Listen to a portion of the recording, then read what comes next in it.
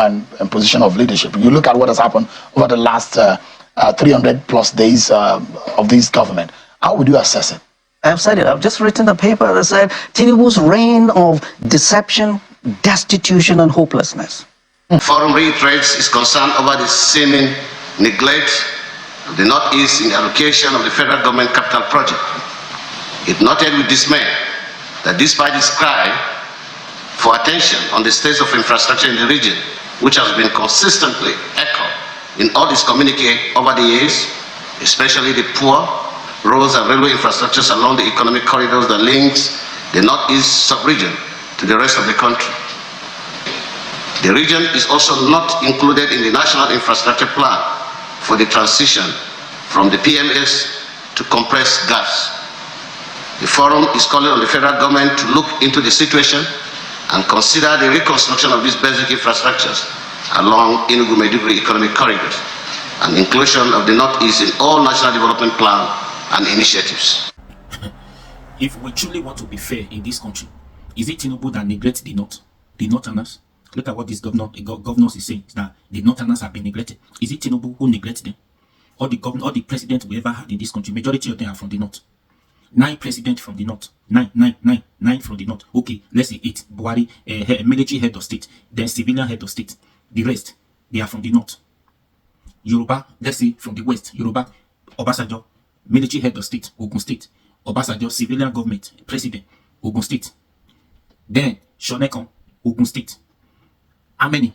JTU, Ironsi, Abia State, Olegun. So, who neglect the North?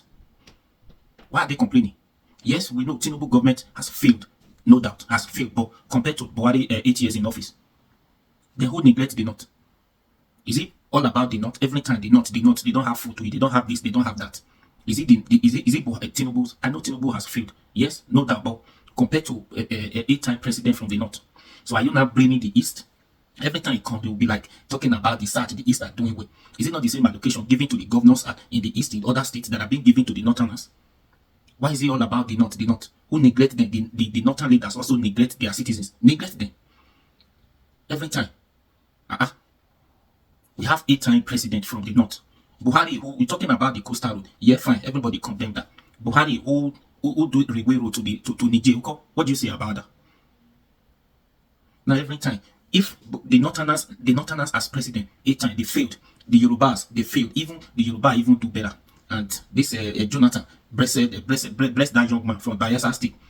If they fail, you can't even compare what the Northern president have done compared to what these people have done. Jonathan, you can't compare. Then those people have failed as the president as a. Can't we try the Igbos?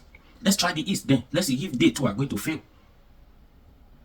Every time you come talking about the North have been neglected. If the richer person from this country, from the North, let's say, is a businessman, not a politician. But if you also check, you see that you discover that the richest politician might also be from the North. Every time you see money being stolen, this, that, majority of them are from the North. It's only in the North we discovered where they hide money, they bury money underground, truck of money, bond spoiled with money. They are all from the North. If you guys cannot manage the resources from the North, you guys cannot provide those amenities from the North and from our citizens, what's the point of giving you guys the president? What's the point? Can't we try somebody else? No, you are blaming everything on Tinubu's 1 year in office, that Tinubu caused all this. Tinubu neglected the North. 8 years of Buhari, waste of time. You guys were sleeping at that time. Please, listen to what this man is saying. But every time you come talking about the North. It's getting too much. Please, like, share, subscribe to this YouTube channel. Please, let's group this channel. When you hearing the governors of the Northeast region lamenting the situation in the region, what comes to your heart when you hear that kind of complaint about the seeming neglect by the federal government? Right, and to be honest, I'm surprised you called me. There are people a lot more qualified and more eloquent, and that know the Northeast than I. But be that as it may, this balkanization of Nigeria worries me. Northeast, Southeast. When we were growing up, we didn't have Northwest, Northeast, North Central, North this, not that, not that. We had one Nigeria. And all you hear are lamentations. So we need this, we need this, we need this, we need this, we need this. Yeah, every region, we have issues. What is the Northeast Development Commission doing? What have they done? since they were inaugurated. They were brought to develop the Northeast after the ravages of Boko Haram. What have they done, and what have been the roles of these governors in holding them accountable? In the last government, President Buhari's government, they had a very good representation. The chief of staff was the one that shepherded the creation of Northeast Development Commission. And now there is a vice president, there is NSA, there is, what are they doing to address these issues? How bad is the seeming neglect of the Northeast region of the country? You understand that region very well. No, Northwest. I understand Northwest. I don't know Northeast. I'll tell you, the North. We complain in the Northwest that we had a president that we never had anything from. Go to Katsina today, where I come from. There's nothing that we had a president for 8 years.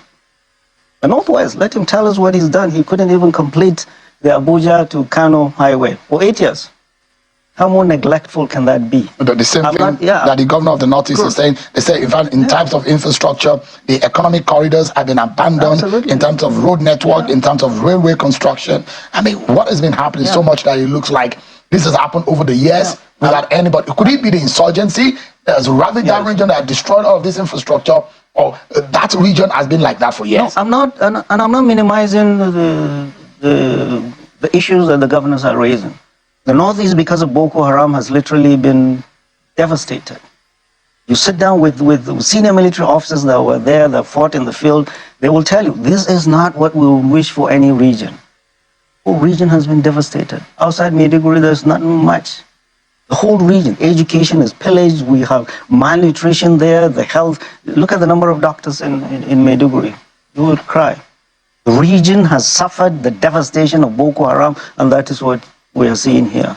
And that's exactly what is translating in the Northwest. The region has been in a mess for now 15 years, fighting a war for 15 years. No region can sustain what the Northeast has gone through. But the question is, what have the governors been doing? What do they do? Now governors are awash with money after removal of subsidy. How have they been taking care of the issues of the people? Education, health. They went to Bauchi and they inaugurated the mansion of the government house, as if that's the priority of people of Bauchi. Governors are awash with money and their priorities are messed up. The reality is, in the North, not only the Northeast, 3 major problems: ravaging insecurity, excruciating poverty, and hunger. It's all over the region. You talked about that too. All over they the say region. that the socio-economic situation in the Northeast is very bad. Absolutely. Price of commodities, hunger in that region, malnutrition, and poverty. The governors also brought it back. These are the 3 main. What do you make of the manner in which our nation is structured, our federal system is structured? It's supposed to allow the federating units to be able to live their own lives in such a way that they can stand on their own and minimally look up to the center for help. But it does look like everyone stuck up to the center. Yeah, because that's the survival of the constituent unit is limited. Right, because that's where all the money is. That's where all the money is. Anybody that has the money, and then he has control of everybody else goes to him. And this is what all the governors do. They go with their pants every month, collect the money, and a lot of them go to the BDC, change the money into dollars, nothing get back home. This is the sad situation we are in. In the North, if I am the president or if I'm the governor in any state, we are richer than the South. In what sense? In many ways. 3 things. The North, agriculture, if we concentrate on 3 things: agriculture, solid minerals, and solar, we'll be done. All the water, all the hydroelectric power stations are in the North. Mambila. The Northeast is complaining there's no power. When Mambila nothing is happening. Yeah. There are a lot of lamentation. Yeah, who was there before? If we had developed Mambila, we wouldn't be in this mess. The North is richer than the South. We need agriculture. Untapped deposits. Absolutely. We have the land for agriculture. We can feed not only Nigeria, but the whole of West Africa. Secure our people, let them go back to the farm. Number 2, and do not abandon agriculture and go and run after this oil that is fluctuating all over the place. Solid minerals, we have it all. Why is the fight in Zamfara and all over this northwestern state? Because of gold. Largely. Yeah, a lot of it. And then previously in the last government, the National Security Advisor will come and say, oh, mining has been banned, no fly zone, no follow-up. Thirdly, and people should ask, where has been the gold of Zamfara? Where is the gold? We have the sun. We can power not only the region, but we can power the whole of the country. But all the governors largely, I mean, look, we look at the president more than we look at the governors. To be honest with you, largely 80% of our problems are the governors. Would you say that the major problem of the North is bad leadership? It's not only the North, the whole of the country. It's only just a measure of degrees. It's just a measure of degrees all over the country. Because you look at the indices, you look at the indices in the northern region of the country compared to the South. You imagine the human capital development, poverty figures, and it's out of school children, absolutely. Malnutrition, poverty. A lot of the indices that determine human capital development they're in the negatives when you talk about the northern region of the country. And that's why I asked the question: what is the role? And you also imagine, in terms of quota, how many leaders at the national level have governed this country? You see that we perhaps will have had more presidents in the northern region of the country than the southern region of the country. Right, and it's corruption and bad governance. I've said it again and again and again and again. We've had leaders in this country that we have benefited from, and all of these governors, all of these ministers have benefited from the good governance of our leaders past. All of them. In the First and Second Republic. Absolutely. They were good custodians of that which they were entrusted with. What went wrong? Where did we start to get it wrong? They were good custodians. They trained us. They did not accumulate. But now everybody else, the governor wants to not only accumulate, but leaves the state treasury empty. Not only that, indebted. So the primary thing is corruption and bad governance. Corruption and bad governance. It's everywhere. It's only more pronounced here because of the insecurity. It's going to bite us. And I've been saying it again and again, again and again. How many governors, how many ministers, how many service chiefs can retire and go back home and stay? Like those leaders of our time used to do. They used to go back home and stay with their people. Shagari went back home and stayed with his people. How many of these governors, these service chiefs, these ministers will go back home? Ancestral home. They're all IDPs in Abuja because of bad governance. Right. We have a borehole, we have huge fans with electric fans, we have security man with a gun, we have dogs inside the house, we have CCTV. We don't feel safe after accumulating all of this. And we've forgotten home. And I said it again and again and again and again. We, all of us, bore the pregnancy and gave birth to this mess we're seeing around. There are those who have said over and over again that we're sitting on a keg of gunpowder. Yeah, that word has been said over and over again. That keg, the sitting on it has been so for so long. And now perhaps the gunpowder is exploding in our faces as we see because of some of the situation the kind of violence that emanate in some part of this country. And you imagine the ideological and the psychological orientation that is breeding this kind of violence, where it's coming from. And I guess it's a sitting or the keg of gunpowder that is already now blasting in our faces. Like you see, it's the injustice. I come to Abuja sometimes, I see Wike is doing a good job. Roads, and I go back home, I see the poverty. I say, so we have money in this country? Oh, I see a governor building flyovers where millions of people, Nigerians, in his neighborhood, predominantly women and children, go to bed hungry. So we have money to do all of this, but we don't have money to take care of people. We don't employ our kids. We don't feed. Our hospitals are in a mess. Our schools are in a mess, and we expect peace. We come to Abuja, build big houses with razor wire fences, electric fans, and expect to live in peace. Peace will never come to any society where there is this much injustice and inequity. We'll only be deceiving ourselves, going around town in big black SUVs and sirens. Let me allow you to. I know you're passionate about. You made a lot of effort and collaborated with a lot of people with the issue of security in this country. And a lot of the times, I'm excited, as much as I know that we are still far from achieving the result of securing Nigeria 100%. But when there are efforts that are being made, it's good to assess and see how far we have come.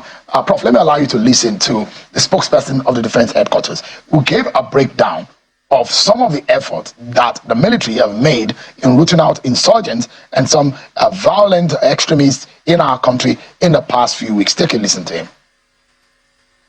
The troops recorded additional surrender of terrorists and their family members, and these surrenders took place in Mafa and Bama local government areas of Borno State, as well as Gujuba local government area of Yobe State. The troops of Operation Hadinke also conducted offensive operations at locations such as Damboa, Mafa, Dikwa, Goza. All right, you heard him. What gladdens your heart from this effort? Do you think from what we saw in the last 1 year and now, we're making a gradual process in securing this country somehow? You see, the military, they're doing their best and more. No military can withstand this much stretch. 15 years of Boko Haram, 9 years of Banditry. How many soldiers do we have? Stretched all over the country, deployed all across 36 geopolitical zones. And sit at home and hyper-agitation Everywhere, no, everywhere. And largely, a lot of what they're doing, internal policing. They are taking the responsibility of the police, they are taking the responsibility of everybody. They are doing their part and they are doing more. But we are overstretching our military. There are conflicts that are not military, we are continuing to militarize it. I've said it again and again. Without the military, you and I will not be sitting here talking and criticizing them. They're doing their part. It's our duty and responsibility as citizens too. We have children, we have younger brothers. All our mates have left the military way high up there. This is our military, nobody else's military. Without them, we wouldn't be here sitting criticizing. And we salute them for whatever they are doing. We are putting our military, especially in the Northwest and North Central, through difficult things, where everybody should come in. I've said it again and again, the banditry, I know you don't hear me talk about Boko Haram because honestly, I don't know it much and there are people a lot more qualified, a lot more eloquent than I to speak about that. Banditry is what I've invested time in all this time. We must all come in. We are exposing the military too much in political mess. Banditry has been the political mess politicians are creating and continuing to nurture. We must help the military and all come in. Where the military needs to be, the military needs to be. There's a role for the military. There's not going to be a military solution to banditry. I've said it again and again. They've done a wonderful job in Boko Haram. They've liberated almost all the local governments. I think only one, if that, without the former chief of defense staff used to tell us when we're doing this job, when we're getting this trained guys out. Say, gentlemen, remain focused. I have been to the Northeast. I have seen the devastation of war. We don't want this in any part of this country. Do your part. And this is what the military is doing, overstretched. Whoever sees a soldier today, salute him for what he or she are doing for this country. Politicians are not doing their part. They are not. What do you think they should be doing? Politicians? A lot of the drivers of banditry, insecurity, the levels, governors and politicians have it in their hands. Education, malnutrition, drugs, unemployment. These are the drivers that fuel all of this. And you're calling soldiers to come and fight this when the politician has it. He's living here as if it is 1999 and sending soldiers to shoot places where there's no water, where there is no food. The military, we are putting them in an impossible situation where politicians are not doing their part. They're getting frustrated, and we are seeing that period of frustration. They pulled out of 2 bandit-infested areas, one in Zamfara, in Maru, and one in Shiroro. They've taken hits all over this country. You hear from Delta to Zamfara to Katsina to Kaduna. Officers and men lost from ambushes. In the 8 months of this government, we've lost about, as is reported, many they don't report, over 500 officers and men in this conflict, ambushes in these conflicts. For goodness sake, they are there to protect and save our people, and these terrorists are killing them. What are we doing? What are you doing? Sure, when you're doing your part. Sometimes I say, what am I doing? Everybody must do his part.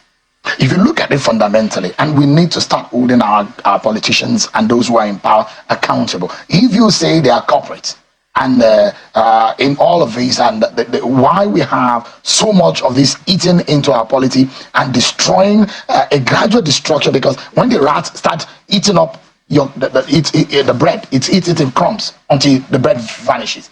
The question is that in the immediate, what can the average citizen be looking at as an expectation on the politicians, on the leaders who are in political power, whom you have accused of neglect to the people? And I'm telling you, to be honest, the ordinary citizen has given up. He has given up. On the politicians? On the politicians. You go to, there is a report by the American Society or Nigerian Society of Hypertension. Doctors that take care of people who have hypertension. Of the 70 million Nigerians, adults, that have hypertension, half of them, that's 35 million, are not on medication because of the skyrocketing cost of medications. They've stopped taking their medications. That's why we see a lot of complications from hypertension, strokes, heart disease, renal failure. People die. People don't go to hospital because they cannot afford it. It's not the soldier that does this. What is the price of a loaf of bread now? Family loaf in Abuja, 1,200, 1,300. You go to many villages. You bring out 1,000 naira, wallahi, nobody can give you change. That's how poor people are. Yet our leaders are here, they are disconnected from realities of our people. We've seen how the other time members of the Senate are saying, oh, this one got 500 million, this one got 200 million. They are disconnected from realities of our people. People have given up on them. There is nothing a politician from top, from local government to the president, that will tell the people that they will believe him now. This is the honest truth. They've lost faith. They've lost faith in our politicians with good reasons too. Because all deception, we're going to do this, we're going to do this, nothing happens. Look at this. I mean, on the 8th of February, Mr. President gave an order, a directive, that 42,000 metric tons of grains should be taken out of strategic game reserve silos and given to vulnerables. Today is 4 months. Which vulnerable Nigerian has gotten this? If one governor, one northern governor even declared 5 working days, we are going to distribute this palliatives. Nothing happened. What really angers me, 64 years after independence, we are still distributing grains to people. Just like you see in the Sudan, or in Gaza, in a country of plenty. In a country where we're building, the president is building a highway from Lagos to Calabar of 15.6 trillion. That is 56% of the 2024 budget. People are lining up to get cups of grains from the governors.